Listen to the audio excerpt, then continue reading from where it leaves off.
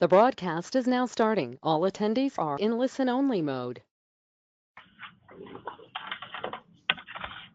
Well, good afternoon. I'm Frosty Walker, Chief Information Security Officer for the Texas Education Agency, and welcome to another version of Cybersecurity Tips and Tools. Today, we're going to be talking about cybersecurity insurance or cybersecurity liability insurance, and is it really a good investment for our schools? And so, as most of y'all can probably figure out, that is going to be a decision that needs to be made by each school, but hopefully we can bring you some concepts and pointers that will help you make good decisions on if you want insurance, what types of policies, to help you through this process. So we appreciate everyone joining us today. I always like to take the opportunity to talk about the Data Security Advisory Committee that provides guidance to the Texas education community and maximizing collaboration and communication regarding cybersecurity issues and resources.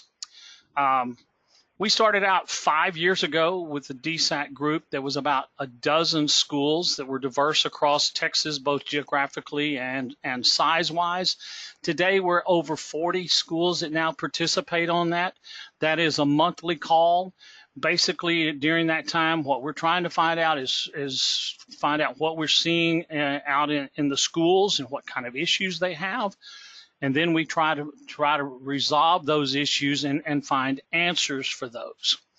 We post those out in a portal that we'll talk about in just a moment. Today's presentation is being recorded. If you have questions, please post them, and we'll cover them during the Q&A session pending available time. And of course, the questions and answers will be posted along with the video of the presentation and the slides.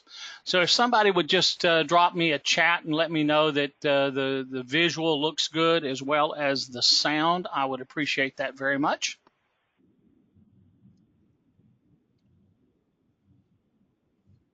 So we talk about the portal that we put the cybersecurity tips and tools resources that is covered by the DSAC.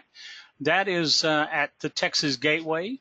It's at https://www.texasgateway.org under cybersecurity tips and tools. That website is under some maintenance right now. We anticipate that to be up sometime maybe next week. So as soon as we get that website back up, we'll have this presentation along with the video and the question and answers published out there. When you go to the Texas Gateway org, you will see some featured resources, and you will find the cybersecurity tips and tools as one of those featured resources. So let's talk a little bit about cybersecurity events. Is that a real threat? Well, even the Texas legislation has now defined a cybersecurity event, and it is included in the definition of a disaster under Senate Bill 64, which was passed in the last session. That includes the fact that under governor's orders, even the National Guard can may assist in defending the state's cybersecurity operations. So just like our natural disasters like hurricanes or a natural disaster, tornado or something significant in those events, cybersecurity is now classified by state statute as a disaster, and the governor has actually already last August issued a level 2 state of emergency when we had 28 local governments impacted by ransomware all at the same time. So that law had just gone into effect when that happened, so we were able to take advantage of that statute. This is a slide. This resource, the K12cybersecure.com, their incident map is updated daily. These come from resources from the media. This shows ransomware, it shows phishing attempts, it shows data breaches. So that's why you have different colors of tabs out there on this. But the most important thing that you can see on a national basis is that that indeed is the type. These are some of the cyber threats that we see, and they're very prevalent in the U.S. So let's take a look at what it looks like in the state of Texas.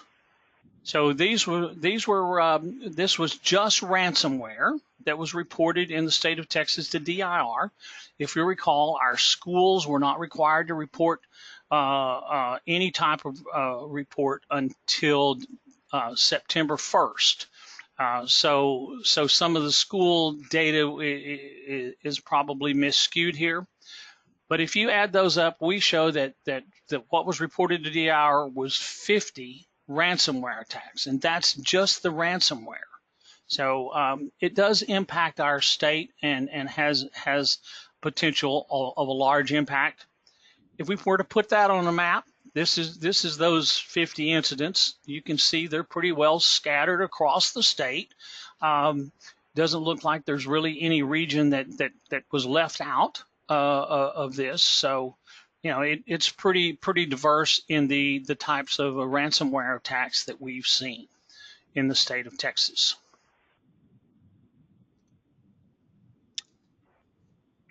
Let's talk a little bit about the let's talk a little bit by the numbers. So the average cost per record exposed in a data breach in the United States, statistics from the 2018 research that's done by Ponyman Institute.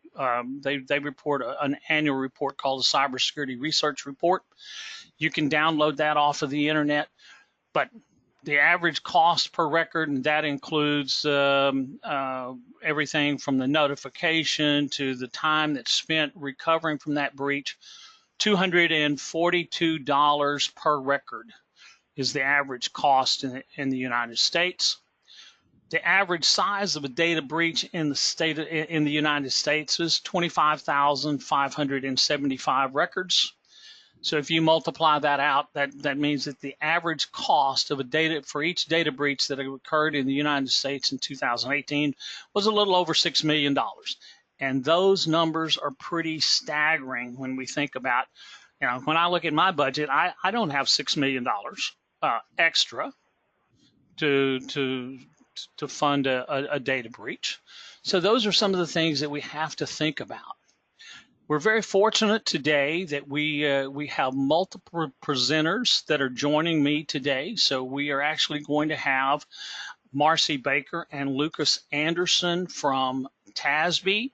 That is a resource that we have, and they're going to be talking with us a little bit about some of the things that they see, because TASB does have cyber liability insurance that they issue for school districts. So they're going to provide us some of that information. We also have a very special guest with us that's joining us today. Dave Truman from Cuero Independent School Districts is going to talk to us a little bit later about lessons learned in an attack that they experienced a while back. So with that, I'm going to turn this over to Marcy or Lucas and let them talk about some of the things that they've seen. Thank you so much, Frosty. This is Lucas Anderson. I'm the Privacy and Cyber Risk Consultant with the TASB Risk Management Fund. We're honored to be here today to speak with you. Just wanted to give a shout out to you, Frosty. Thank you for all the work that you've been doing, keeping us all aware and abreast of the developments with the new legislation that I'm hoping all you folks attending out there are aware of. Senate Bill 820 and House Bill 3834 with the requirement for a district cybersecurity plan and policy and mandatory annual training. Got to put that plug in while we have you on the line. But Frosty did a great job of kind of talking about some of those broader trends in cyber criminal activity that we've seen directed at school districts, which, you know, puts a little fear into all of our hearts because we've seen our neighbors get hit by this stuff. And, you know, that's the reason we're having this conversation about the requirements and needs you might have for coverage.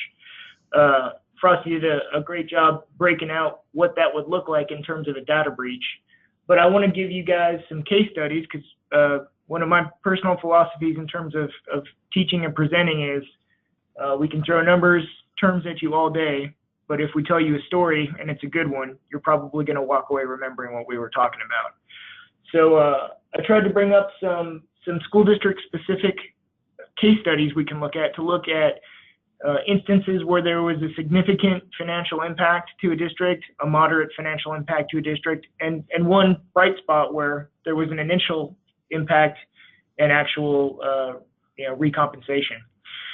So I want to start with this case study of the Boulder Valley School District.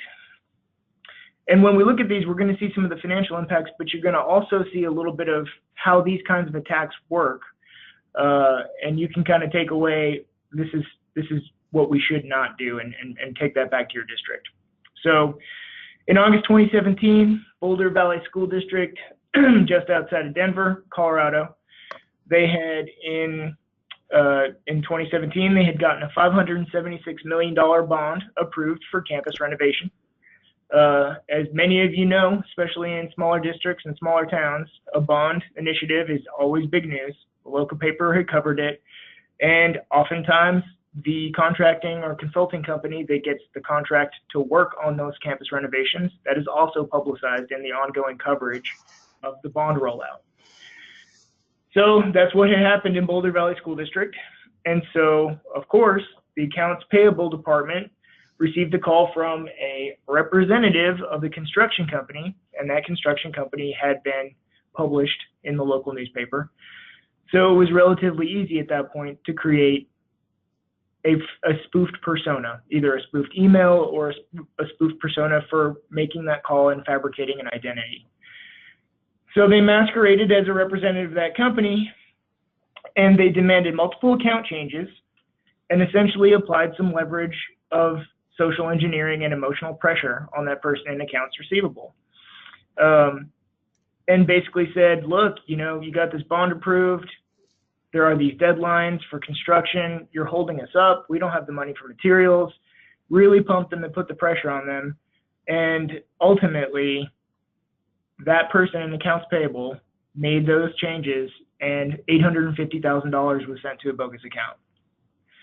So $576 million bond, and you've lost $1 million of that due to this activity. So here you can see, and I want to highlight, Frosty mentioned ransomware attacks, and when we looked at that map, ransomware attacks were very highly concentrated in Texas. And two of the main activities that we're seeing an increase in is ransomware and fraudulent instruction. This has become a rising star in terms of how cyber criminals are targeting school districts. And this is a little bit of an aside, but I really want to highlight this because we've seen a couple districts get popped by this specific type of activity in the last 2 months. And what's happening is, in a positive sense, we're getting better at training our staff, at training everyone to recognize spoofed emails and malicious emails. When that happens, cyber criminals are going to change their tactics, and now they are focusing on using that emotional pressure and those social engineering activities. And a lot of times they'll send you a spoofed email and they'll follow it up with a phone call, which we call phishing, voice phishing, right? And so all of a sudden, an email you might have been suspicious of seems a lot more real when there's a voice on the other end that is that representative that's saying, hey, we need this money pronto, you're holding up our plans, the basketball stadium won't be finished, for the start of next season. And they're going to find those ways to turn those emotional levers on you in terms of fear, the perception of authority, the desire to do a good job, right? And they know that the staff will respond to these things. So as we get better at recognizing some of the technical exploits and recognizing fraudulent and spoofed emails, now they're introducing a human element. And we're seeing this be relatively successful. So this is our word of warning from here at the TASB front, because we're seeing this activity kick up. So we really wanted to highlight a case that had that. I think we can jump to the next one, Frosty. All right. Okay. All right, so we talked about fraudulent instruction, and let's talk about ransomware, because from 2015 forward, the education sector across all sectors has been the #1 targeted for ransomware. And the reason for that is you as school districts are housing very, very valuable information. That student data, and I say this at presentations all the time, if you compromise a kindergartner's sensitive and personal information, they might not even know that for 10 years or more until they go out for their first car loan or a student loan or their first credit card. So think of the damage that you can do in terms of exploitation from a cyber criminal perspective when you have a decade to work with that data, which means you've got high value information. And a lot of times we're dealing with school districts that might be budgetarily challenged and don't have the resources for an on-premise IT department, a chief security or chief privacy officer, a chief information officer. And maybe they've even outsourced their security to a third-party vendor, and that creates its own new set of vulnerabilities. And for that reason, the education sector is the most targeted for ransomware, and I'm afraid that's going to continue to increase. And that's why that map that Frosty showed was so concentrated, and one of the states with the highest concentrations on that map was Texas. So we need to all keep that in mind. So this case study will give us some more insight into that. April 2019, Joint School District number 322 in Idaho. They were hit by ransomware. That ransomware is effective because they had not updated a couple of servers that had a vulnerability. That vulnerability had been publicized, and there was a patch for it, but they hadn't patched their servers. So that's my caveat and word of warning and public service announcement. Make sure that you have someone in charge of security updates, patches, and making sure that those vulnerabilities are plugged. You can do it automated with a patch server, or make sure somebody on your IT department, or if you're using a managed service provider, is making sure that that stuff is done at least weekly, if not daily. So yeah, this ransomware got through. It locked up the system. The compromised systems were the ones that were used for state standardized testing, as well as Canvas, which was the district learning management system. Y'all, this stuff hit right before the state standardized tests were set to go. They had to reschedule the state standardized tests. You can imagine the impact of that from a logistic perspective, from a budgetary perspective. This was a huge fiasco. They had to bring in a third-party security company from Seattle, right? And the system was down for a week. Now, I don't have the specific numbers in terms of like what that budgetary impact was. I know that the mitigation or remediation of that third-party vendor was significantly expensive. But let's look also at the loss in terms of efficiency, right? In terms of output, when the system's down for a week and then you have to work with the state to reschedule the standardized tests, the materials that had probably been printed and prepared for the students to take those standardized tests. So we don't have that $850,000 number from the slide before, but this was a significant loss. And one additional PSA that I want to put forward here, and Marcy's probably going to talk about this a little bit later, they brought in this third-party security company. Now, I don't know anything about the coverage that Joint School District 322 in Idaho had. But for you folks out there that do have coverage, and if you have legal liability or property coverage with CASB's fund, you do have a level of cybersecurity coverage. It's very important to speak to your claims rep when you have a cybersecurity incident, because there might be requirements of that coverage that you utilize a particular or a specific firm for remediation. It could be that they paid additional here because they panicked, brought in a third party that wasn't covered by their line of coverage. So this is more of a moderate hit because we don't have that $1 million number, but you can see the costs associated with this hit here in Idaho. I think we can go to the next one. Okay, this is a scary story, but it ends more positively. In April 2019, there was a phishing attack. This was not a voice phishing attack. It was simply an outstanding invoice scam, right? They sent a sophisticated looking email that demanded payment on a past due invoice. And unfortunately, the folks in the finance office at Scott County Schools in Kentucky paid that $3.7 million invoice. Very quickly, they realized the mistake that they had made. And they immediately contacted the FBI and local law enforcement. FBI got in contact with the bank that had managed payment of that invoice, and luckily they were able to recover the entire amount. Now, this $3.7 million loss was the largest loss recorded by the K-12 Cybersecurity Center from 2019 from any school district. And that's great. It's great when the story at the end of the year is the biggest loss was one that was completely recovered. This is the narrative that we want to see repeated, because the more often we see cases where these folks work really hard to do their research and craft sophisticated schemes to trap us, and they walk away with nothing, the more we're going to disincentivize them from trying to continue this activity. So I love seeing stories like this. The other takeaway from this story is, reach out to your law enforcement, reach out to the FBI, reach out to your claims rep, because they have resources they can bring to bear in these situations.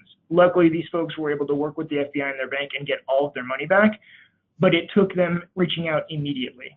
So I really want to encourage you to get rid of the shame or the embarrassment about being successfully hit. We all have been one way or another, or we all will be, right? It's like getting the flu. You can't be afraid to reach out to the people that have the resources to help you. And in fact, now with recent legislation, you are required to reach out and let Frosty know if you have been, if student data has been compromised. So just know that law enforcement, state agencies, and your claims providers are your friends. They're here to help you, and they have resources to help you. And you can see here as the end result of this case, no claim was actually filed. They did not need to, because LE was able to help them recover those funds.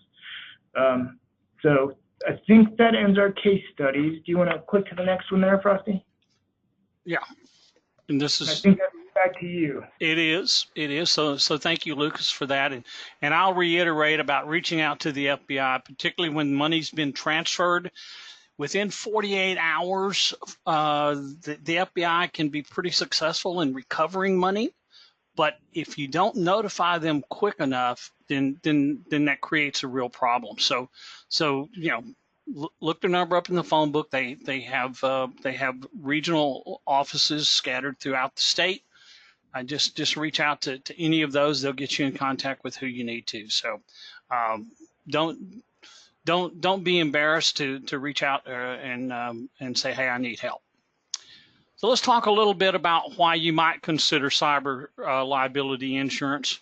Number one, it may be more affordable than you think. Cyber liability insurance is still fairly new concept, so there's a lot of variation among policies, and there may be a lot of room for negotiations.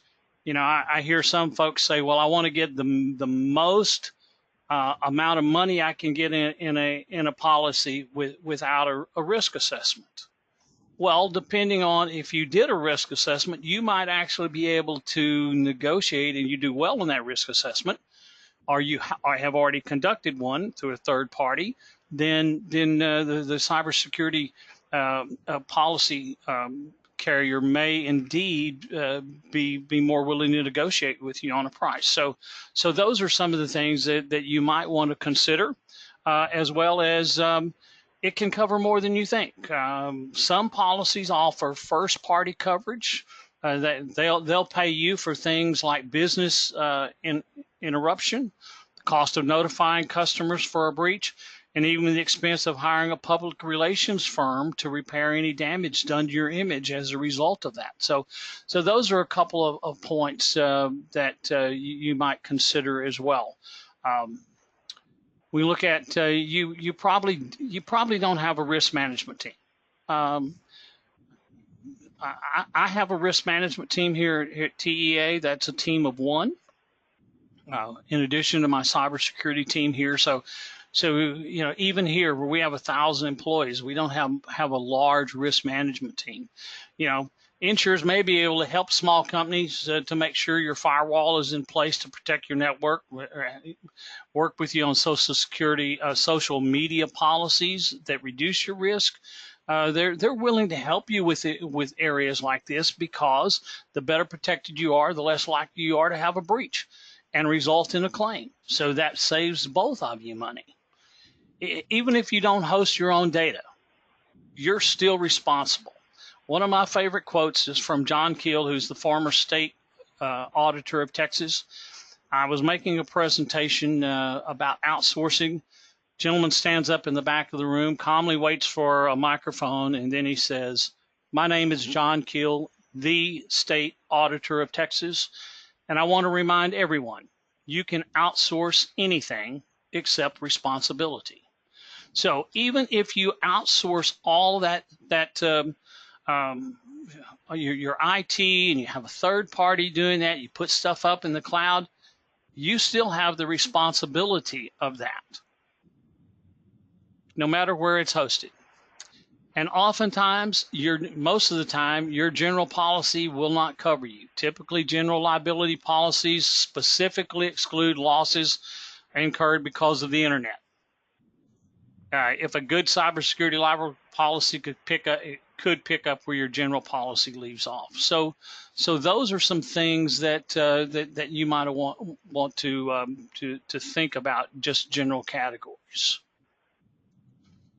And with that, the next slide. I think, Marcy, is this yours?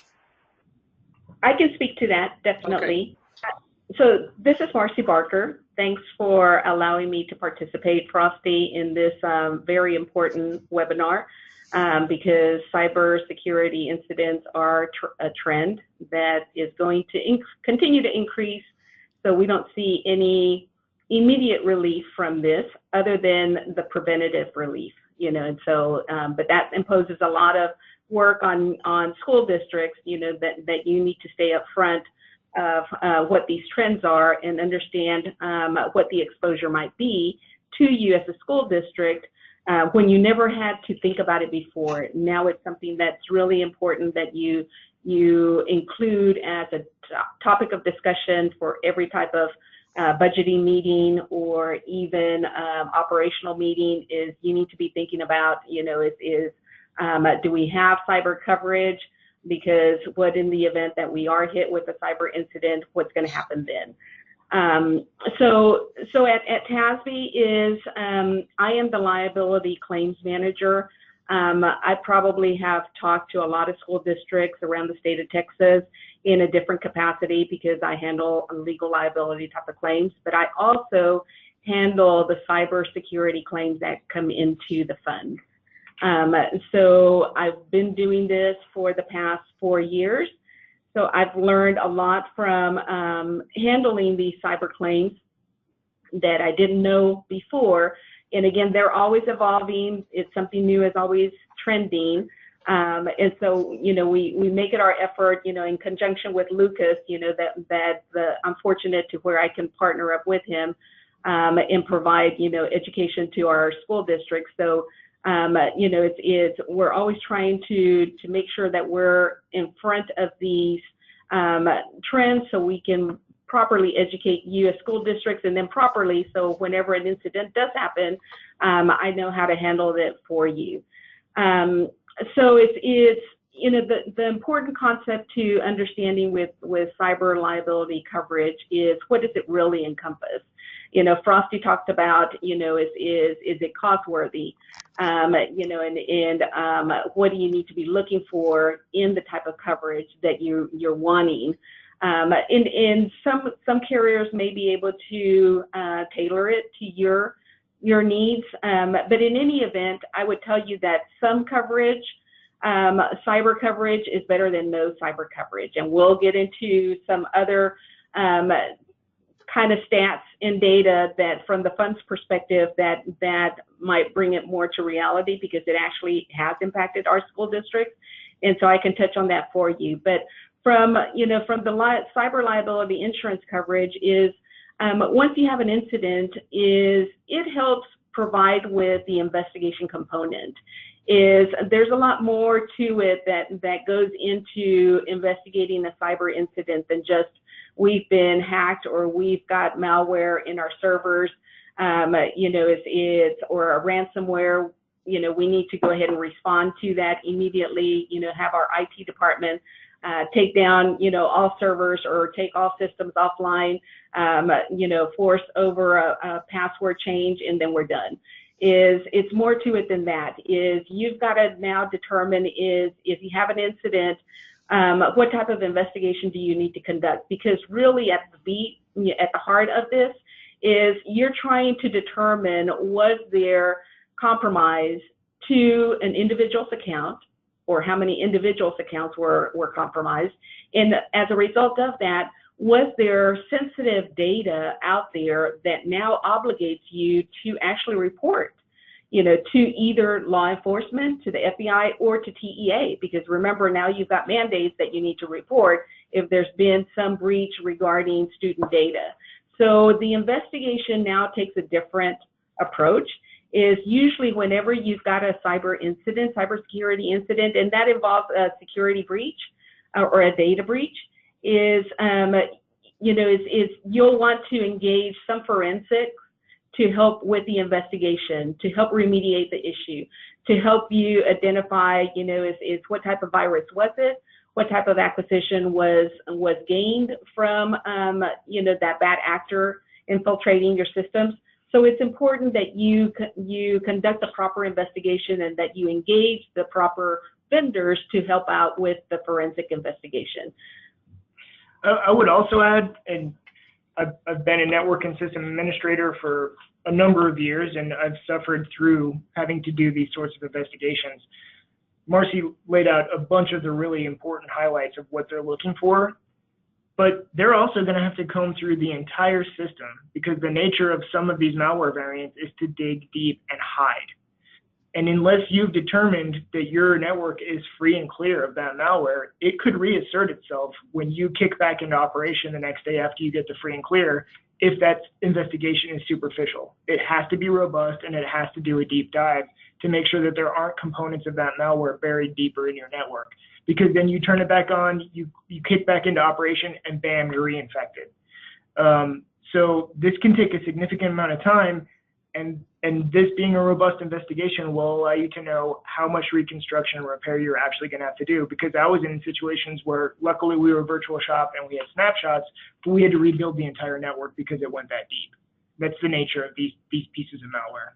That's a very true and valid point, and I would reiterate what Lucas just said, because we have had those type of incidents where the malware was embedded, and again it re-engaged as soon as your IT department, the school district's IT department, thought that they had captured it or contained it, and then it's the second incident that they're calling and reporting it to us because they thought that they had remediated the issue, and then it turned out that it was still within your system. And so it's important that you, as soon as practicable and possible, is notify your cyber carrier, whoever that is, to see if they provide you with forensic coverage to which they can assist you in attempting to contain and remediate the virus.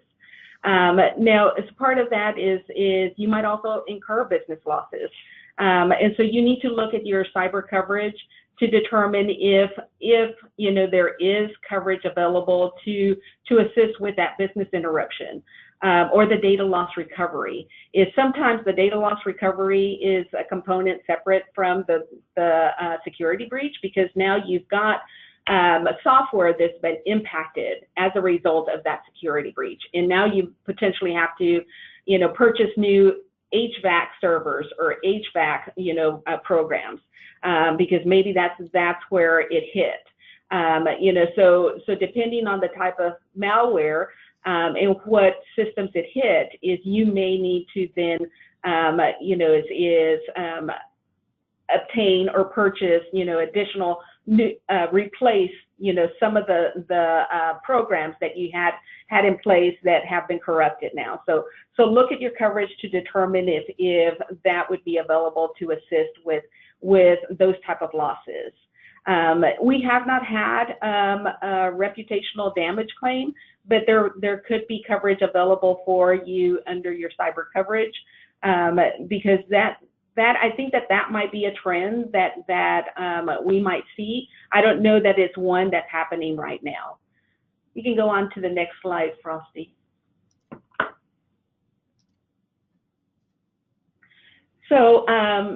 So here again, it's key on understanding your cyber coverage, that whatever type of cyber coverage that you have, that is going to encapsulate and cover you for notifications. Because as I touched on before, is there may be legal obligations based on the privacy laws of the state of Texas. Now, if you're a community college, you might have other legal obligations because you have a wide or broad variety of students attending your institution.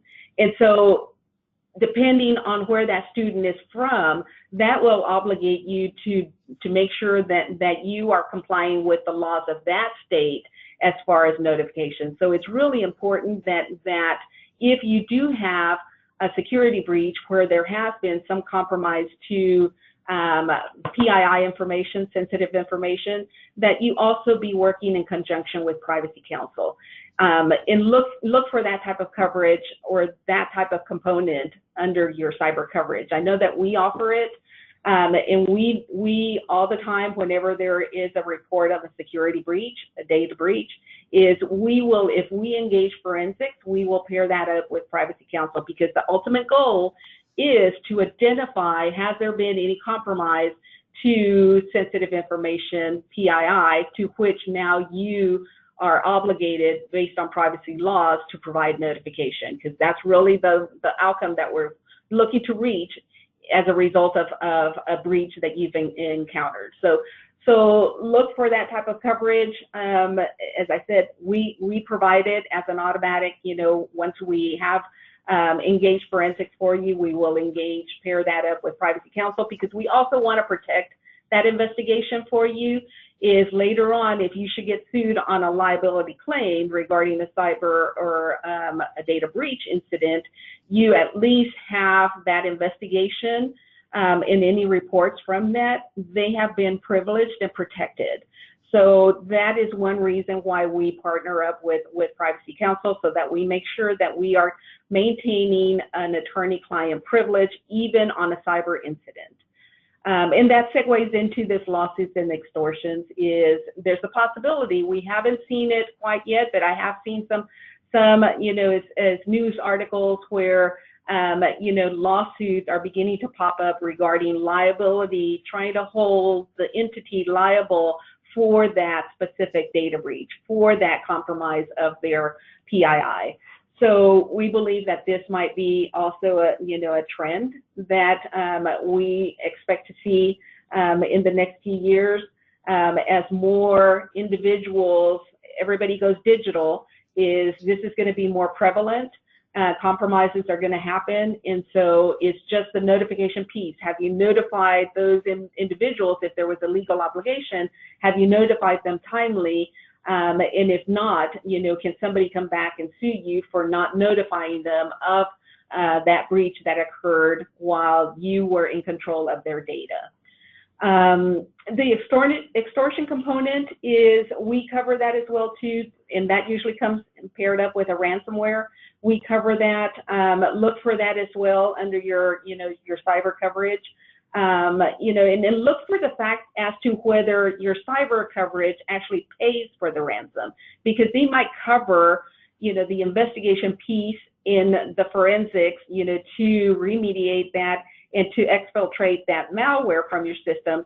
But do they cover the ransom in the event that you do not have, accessible or valuable, backups is that you can use? Is your coverage willing to step up and pay for that ransom? And then, is the coverage sufficient to pay for that ransom?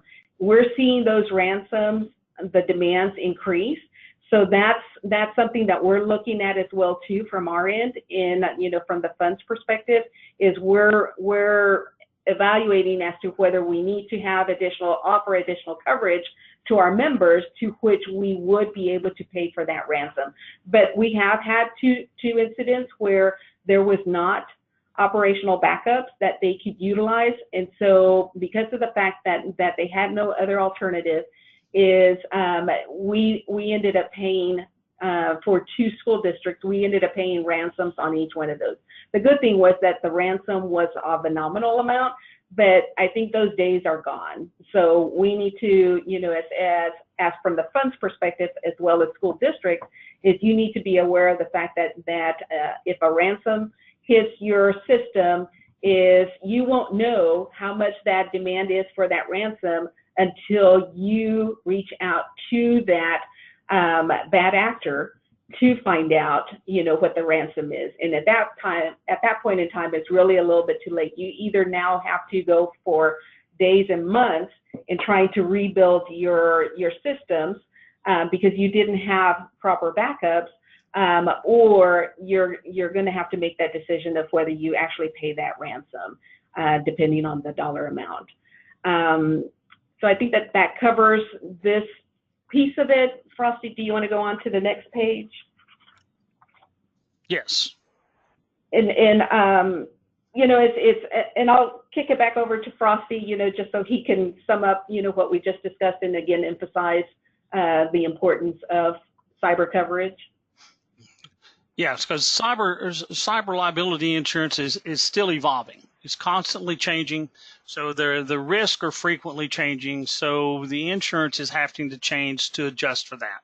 So the other thing is a lot of times organizations tend not to report the full impacts of the breach in order to avoid negative possibilities and damage to the trust of their customers. So underwriters are often limited to the data to determine the financial impact of the attacks. The true risk of cyber attacks is still not completely understood because things are constantly changing. We're seeing a tremendous amount in the increase, particularly on ransomware. We're a 3 years ago, it was tens of thousands of dollars. Now it's hundreds of thousands of dollars for incidents.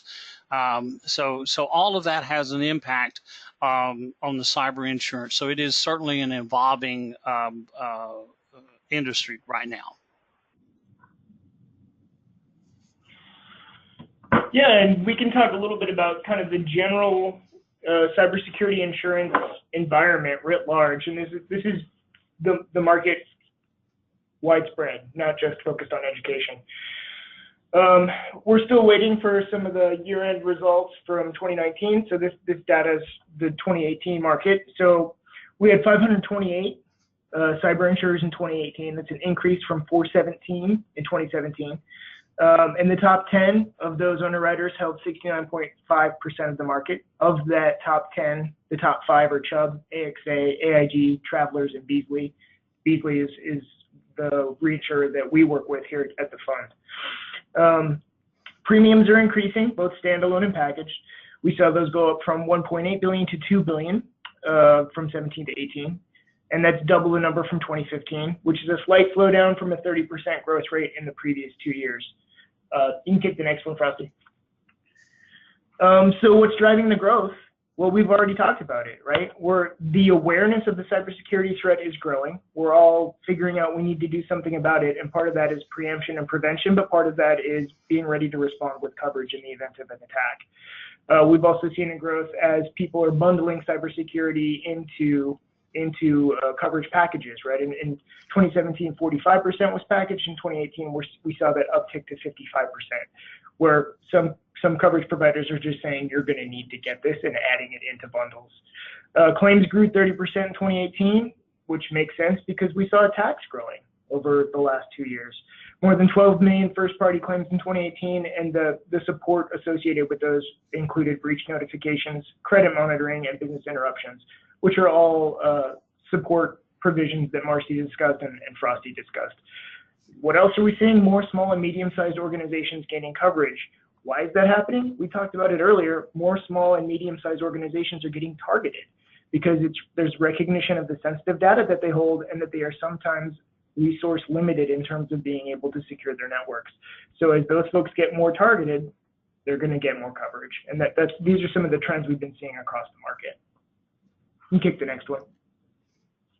So this is Marcy back on again. It is, and I'm going to run through these couple slides kind of quick, but I wanted to give you, because I promised you at the beginning that I would give you some statistics from the fund's perspective, but I want to make sure to allow enough time for Dave to give his perspective on the experience that he had regarding the cyber breach that they had at their school district. So we kind of touched on this already. One thing that you want to make sure and be aware of, on your cyber coverage as well too, is, we touched on one of those case studies as far as maybe additional costs to the school district. Is be aware of that. Is sometimes is for the breach response, are you required to utilize the services of those vendors of that carrier, or can you outsource and use your own vendors and then seek reimbursement? So be aware of that. Look for that. That is a component that attaches to our coverage as well too. So just be aware that that's something that is not out of the norm for cyber coverage. Is it may require you to use their specific vendors. Frosty, you can go on to the next slide.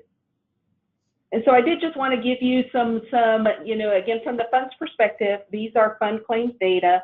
Is, over the span of 5 years, we have had 6 external hack type of claims, 7 fraudulent instruction. And I will tell you, the fraudulent instruction did not become a viable type of claim until the last 2 years. And then we've experienced 7. And out of those 7 is, our coverage, we may cap it. Currently we cap it, but we are looking to revamp that and increase our coverage limits. But we had to pay out, on 3 of these fraudulent instructions, the full limit that we afforded to our school districts. And even then, that was not enough to recoup the loss for the member. We have had, 20 phishing email attacks, 15 ransomware. Here again, as I touched on it earlier, we had to pay 2 actual ransom demands.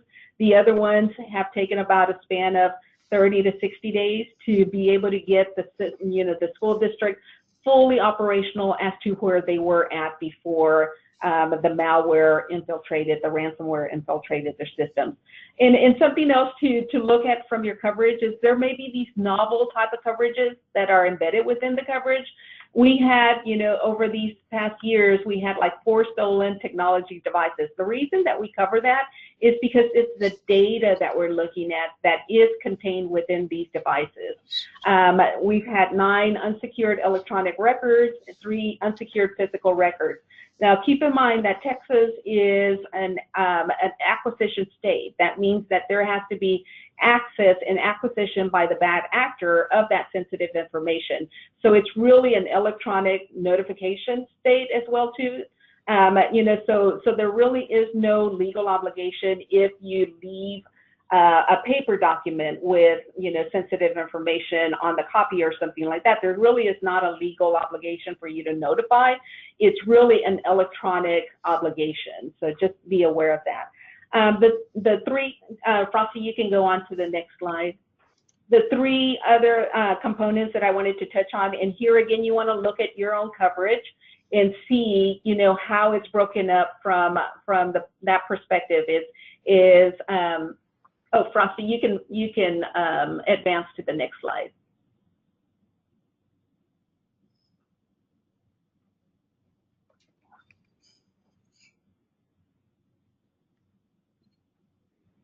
Okay. So it's from the funds perspective on the coverage is we offer you 3 types of coverage within the one coverage, and we do partner up with Beasley, who is our reinsurer. So while we are the ones carrying the coverage for you, we partner up with Beasley. But we provide liability coverage, which is that third-party coverage in the event that you do get sued. And this is what I touched on, is potentially the trend might be that lawsuits might be forthcoming regarding data breaches. Then we offer, the response services, which is the first-party coverage that we've all touched on, and then the notifications. We allow, we provide you to a certain number of notifications, and then we pick up the cost for those notifications. So I'm not going to touch on the next slide because we've already touched on that from, it's collectively. Then the following slides are just the process for in the event that you do have coverage with the fund. These are the processes that you might need to go through, but these are going to be kind of similar to if you don't have coverage with the fund, and you do have it with some other carrier. It's probably the same process. If you want to notify them quickly of the type of incident, so that they can assess what type of resources that you might need to assist remediating the incident. So I'm going to gift over my time, the rest of the time over to Dave, so Dave can touch on his experience, which I have personal knowledge because I did work with Dave on the specific incident that he encountered, which was unfortunate, but at least we were able to assist with that. And Dave, before you get started, let me tell you what we're going to do on questions and answers today. Any questions that we've received currently, we'll document those. Anything else that you that you have, if you'll write those questions to me, and if they're going out to Marcy or Lucas or to David, I'll forward those on and we'll get those questions answered and posted out there for everybody. So with that, Dave, I'll turn that over to you. I appreciate you participating today.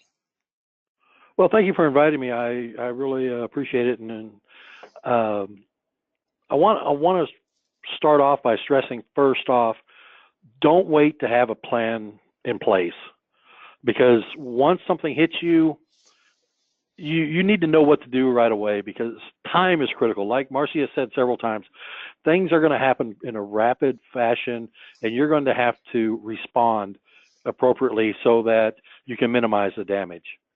In our case, the day started out pretty normal, just way into work. I get a couple calls from my technicians saying that people can't log into the system. So I start thinking, well, I've got an AD problem. As I get into the office and start looking into it, in pretty short order, I realize I do not have an AD problem, but I now have a problem where we have been hit with a ransomware attack. My first call that day happened to be to my tech director, who was taking the week vacation, and she got in, we opened up our book, and we had our plan laid out in front of us. We just started going down the list. One of the first things we did was we notified our superintendent that we had an issue. Then the next one was an email that we sent to Frosty. We complied with the law and sent that email off, and it was very short order there that we got a call from Frosty asking what we needed. And during that call, the advice from him was to immediately bring Marcy online as well, since we did have the coverage through the RMF, and which we did. I can't say enough about the coverage that TASB offered. I do not know what our limits are, so I can't talk to that. What I can talk about is what came to the table with all of this. We're a 4A school. We don't have a cybersecurity team, if you will, that is capable of doing all the forensics work. We don't have large legal teams that can take care of notifications, or we have the general legal, but something specific, no, we weren't there. Marcy, we got a hold of her probably about 10:30 in the morning, and by 6:30 that evening, we were on a conference call with attorneys. We had a forensics team on there. We had Beasley was part of that conference call, the reinsurance company, and we had a company involved with said that they would be mediators, go-between between us and the bad actors if it came down to that point. There was plans put in place. There was from that conference call, we just found out a lot more than what we were capable of doing. The forensics team had us install carbon black. Earlier, there was talking about the problems that were going to be faced after everything is cleaned up, and boom, you get hit with a second one. The forensics team installed carbon black on all the machines that we had. We ran that for 60 days, testing everything, making sure that there was nothing else found. While the forensics teams were doing their work, they were investigating to see if there had been any sign of any data movement. Had anything been pre-staged? Had anything happened? Were there any keystroke loggers put in place? What kind of data has moved out, if any? As things went on, it turned out we were one of the lucky ones, if you can call getting hit with ransomware lucky at all, that we had no PII that was lost. We had very little data that was actually lost. We had a backup plan on one of our key servers. Found out that using a USB drive attached to a server is not the best way to do a backup. The USB drive got infected as well, locked up tight as a drum, so we had no backup. We did recover that data, and we've since made several changes to the way we do business. We found out during the forensics portion of it how the attack occurred. We had found that there was a port open on one of our servers, the one that was attacked. It was the RDP port, open to the internet, wide open. We were totally unaware of this. And we had one of our administrators had used their same password for their password on another website somewhere that had been infected as well. So now the actors had an administrative password, they had an open port, and they could get into our system. They installed a keystroke logger, and the rest is pretty much history. Since all this has occurred, quite a few changes have been made. We have administrators are no longer have their normal everyday account is not an administrative account. It's a standard user account. Very seldom do we use the administrator credentials. It's done very sparingly. We've had a change of passwords. We now have instituted a password change policy that we change the passwords every 60 days. We're doing intrusion testing so that we can look for any other holes that we have in our network, not just the one that we closed, the RDP port, but anything else that may come up. And it's an ongoing process, so we're not going to do it just one time and say, okay, we're great now, because things change. Software's update, software's change, and you've got to keep up with that. You can't just stop. We looked at our antivirus, what we were using, and what we decided was that there were other packages out there that could have helped us with this, so we did make a change on that. We got very serious about the cybersecurity framework.